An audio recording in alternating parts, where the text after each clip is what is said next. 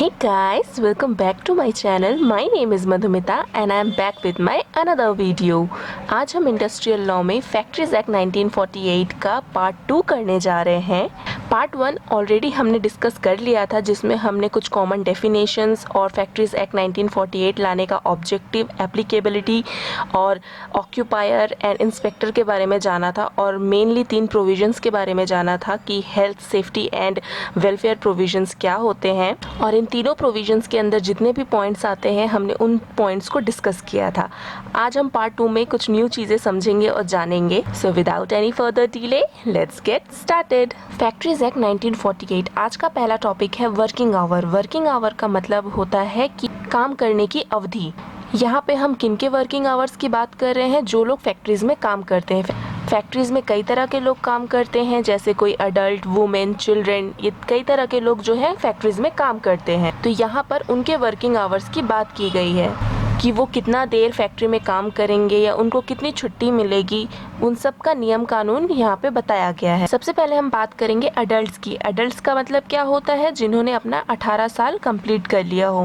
पहला पॉइंट कह रहा है कि workers not allowed to work more than 48 hours in a week. इसका मतलब है कि वर्कर्स को, एडल्ट वर्कर्स को वीक में 48 आवर्स से ज़्यादा काम करने की अनुमति नहीं है। अब हम डायरेक्ट थर्ड पॉइंट देखेंगे, क्योंकि ये फर्स्ट पॉइंट से थोड़ा मिलता जुलता है। इसमें कहा गया है कि workers not allowed to work more than 9 hours in a day. यहाँ पे वीक की बात कही गई थी कि 48 घंटे से ज्यादा वर्कर्स को काम करने की अनुमति नहीं है, और यहाँ पे कहा गया है कि 9 घंटे से ज्यादा एक दिन में काम करने की अनुमति नहीं है। सेकंड पॉइंट कहता है कि 5 घंटे का काम करने के बाद, हर दिन की बात कही गई है कि हर दिन जब वर्कर्स आएगा तो वो 5 घंटे काम करेगा और उसके बाद एक आधे घंटे का रेस्ट लेगा। ये लेना जरूरी है। कंटिन्यू काम करने को मना किया गया है। 5 घंटे काम करने के बाद रेस्ट लेना कंपलसरी है, आधे घंटे का। अगला पॉइंट, फोर्थ पॉइंट कहता है कि सप्ताह में एक दिन की छुट्टी ज़रूरी है। सप्ताह का पहला दिन जो होगा फर्स्ट डे ऑफ होगा, मतलब कि संडे की बात कही गई है। ये वीकली हॉलीडेज में आता है ये बात। नेक्स्ट फिफ्थ पॉइंट कहता है कि if workers work more than 9 hours in a day और 48 आवर्स इन अ वीक, तो वो ओवर टाइम के अंदर आएगा। मतलब 9 घंटे से ज़्यादा अगर वो एक दिन में काम करता है, इसका मतलब ज़रूर वीक में 48 आवर्स को वो पार कर जाएगा।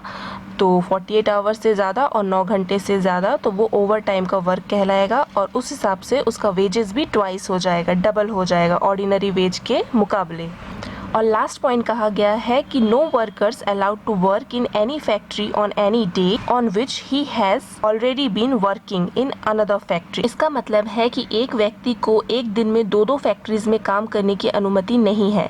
मतलब कि वो एक दिन में एक फैक्ट्री में काम कर रहा है और जाके फिर कुछ आधे समय में वो दूसरी फैक्ट्री में काम कर रहा है बचे हुए समय में, तो वो क्या कहलाता है? डबल एम्प्लॉयमेंट कहलाता है। ये अनुमति नहीं है वर्कर्स को, अडल्ट वर्कर्स को। तो ये हो गए हमारे कुछ कॉमन 6 पॉइंट, जो कि बहुत इंपॉर्टेंट है, मेजर पॉइंट्स है ये। फैक्ट्रीज में एडल्ट के साथ साथ वुमेन्स भी काम करती हैं। कई सारी महिलाएं भी वहाँ पे आपको काम करती हुई नजर आएंगी, तो उनके लिए भी नियम बनाया गया है। उनके लिए मेनली 3 पॉइंट्स कही गई है कि वुमेन्स के काम करने की अवधि जो है वो 6 बजे सुबह से लेकर के शाम को 7 बजे तक फिक्स्ड है। वो इन समय सारिणी के बीच ही काम कर सकती हैं फैक्ट्री में। दूसरा कहा गया है कि अगर कोई रिलैक्सेशन चाहिए या छूट चाहिए तो वो कब से कब तक की हो सकती है? 1 घंटा पहले टाइमिंग हो सकता है, सुबह 5 बजे से लेकर के 10 बजे तक, इतना उनको छूट मिल सकता है, लेकिन वो स्टेट गवर्नमेंट के रिकमेंडेशन से ही होगा। अदरवाइज आपको ये टाइम ही फॉलो करना है। और लास्ट में कहा गया है कि अगर कोई शिफ्टिंग हो तो वो आफ्टर वीकली हॉलीडेज और अदर हॉलीडेज के बाद ही प्रोवाइड कराएंगे। एडल्ट्स, वुमेन के बाद आते हैं चिल्ड्रन, जो फैक्ट्रीज में एम्प्लॉयड होते हैं, काम करते हैं। लेकिन चिल्ड्रन को जानने से पहले हम चाइल्ड का डेफिनेशन जानेंगे कि चाइल्ड होता क्या है। चाइल्ड वो बच्चे होते हैं जिन्होंने अपना 14 वर्ष कंप्लीट नहीं किया होता। 14 वर्ष से कम उम्र के बच्चे चाइल्ड कहलाते हैं। और फैक्ट्रीज एक्ट 1948 में ये प्रोहिबिटेड है। प्रोहिबिटेड मीन्स गैर कानूनी है। 14 साल की उम्र से कम बच्चों को काम कराना फैक्ट्री में, ये प्रोहिबिटेड है, गैर कानूनी माना गया है। जो भी बच्चे फैक्ट्रीज में काम करते हैं, जो भी चिल्ड्रन फैक्ट्रीज में काम करते हैं, वो 14 साल से ज़्यादा उम्र के होते हैं। 15, 16 ऐसे एज के बच्चे ही फैक्ट्रीज में काम करते हैं, तो उन्हीं के लिए ये नियम बनाए गए हैं। पहला पॉइंट कहता है कि कोई भी बच्चा 4.5 आवर्स मीन 4.5 घंटे से ज़्यादा दिन में और रात में काम नहीं कर सकता। ओनली 4.5 आवर्स ही वो काम करेगा, चाहे वो दिन में करे या रात में करे। सेकंड पॉइंट फीमेल चाइल्ड के ऊपर कहा गया है कि फीमेल चाइल्ड का काम करने का समय सुबह 8 बजे से शाम के 7 बजे तक होना चाहिए। तो ये हो गया हमारे वर्किंग आवर्स का point guys. Working hours adult, working hours women and working hours children.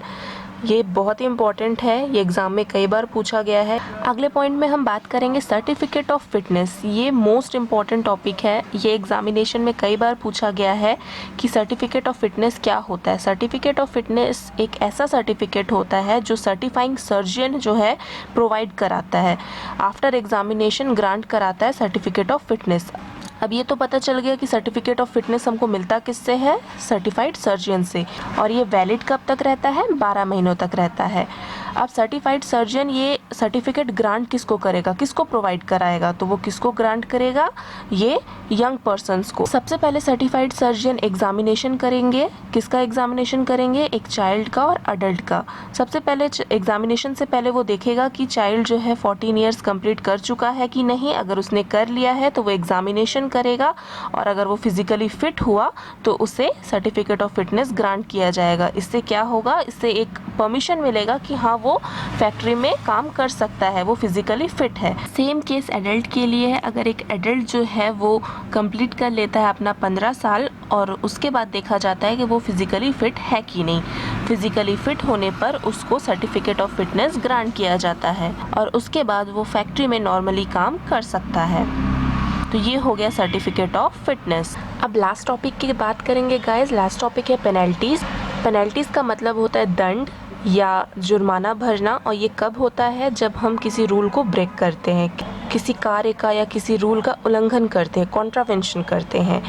तो फैक्ट्रीज़ में भी ऐसा ही उल्लंघन होता रहता है, तो उसके लिए हर डिफरेंट फील्ड में जुर्माना और दंड निर्धारित किया गया है। पहला जो कैटेगरी है वो ऑक्यूपायर एंड मैनेजर का है कि अगर उनसे कोई उल्लंघन हो जाए तो उसके लिए क्या सज़ा है। 2 साल की जेल और 1 लाख रुपए या तो दोनों, ये उनकी सज़ा होगी। और कहा गया है कि extend to 1000 each day if contravention is continued. इसका मतलब है कि अगर उल्लंघन जारी रहा, रूल ब्रेक होते रहे, अगर सुधार नहीं हुई तो 1000 रुपये ईच डे, मतलब हर दिन के हिसाब से 1000 रुपये बढ़ता जाएगा जब तक कि सुधार ना हो। सेकंड पॉइंट कहा गया है कि कॉन्ट्रावेंशन की वजह से अगर किसी की डेथ हो जाए तो उसके लिए हमको 25,000 रुपये तक का फाइन भरना पड़ सकता है। थर्ड पॉइंट है अगर कॉन्ट्रावेंशन की वजह से सीरियस कोई इंजरी, बॉडीली इंजरी हो जाए तो उसके लिए 5,000 रुपये तक का जुर्माना भरना पड़ सकता है। फोर्थ है ऑब्स्ट्रक्टिव इंस्पेक्टर, जो निरीक्षक हैं, उनसे अगर कोई गलती हो जाए तो उनको 6 महीने की जेल और 10,000 रुपये तक का फाइन, ये दोनों पेड करना पड़ सकता है।